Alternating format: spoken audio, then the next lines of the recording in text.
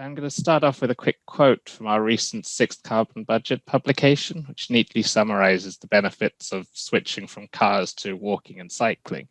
And essentially, the key message from that quote is that if we can walk and cycle more and drive less, then we can hopefully avoid our towns and cities looking like the picture I have in the background slide there.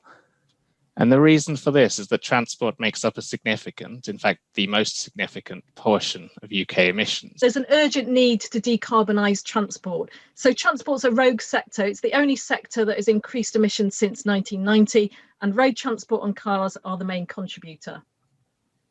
And switching to electric vehicles is not going to be fast enough or sufficient to transform our transport system. Over the next 10 years, we're going to have to cut car mileage. And this is going to require transformation, not incremental change. So how can we do this? So we need a whole different approach to transform transport planning that reduces the dominance of cars and changes the way we live our lives for the better. Replacing short car trips on its own has, relatively little impact on carbon emissions. It's still worth doing. It's worth doing for a whole host of other reasons. But walking as a package of a wider package to replace car journeys could have a transformational effect. So we need to reduce car dependency by replacing long and medium car trips with public transport combined with walking and cycling.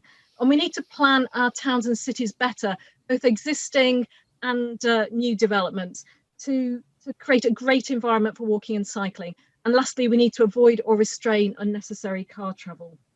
One of the things we often do in air pollution science is we tell you how many people are dying of what. What we don't do is tell you that air pollution over the long term, over 10, 20 years, actually plays a role in contributing to the development of those diseases. So whilst we often say people die of cardiovascular events, we probably don't make enough play of the fact that during adulthood, air pollution is linked to hypercholesterolemia, high blood pressure, the risk factors that contribute towards the late life increased risk in cardiovascular disease. These are really important points because it means everybody is affected to some extent. And it also means that the air we breathe now in our cities is going to deliver adverse health effects maybe 20, 30, 40 years downstream. So that the action needs to be taken now because the horizon of ill health stretches far into the future.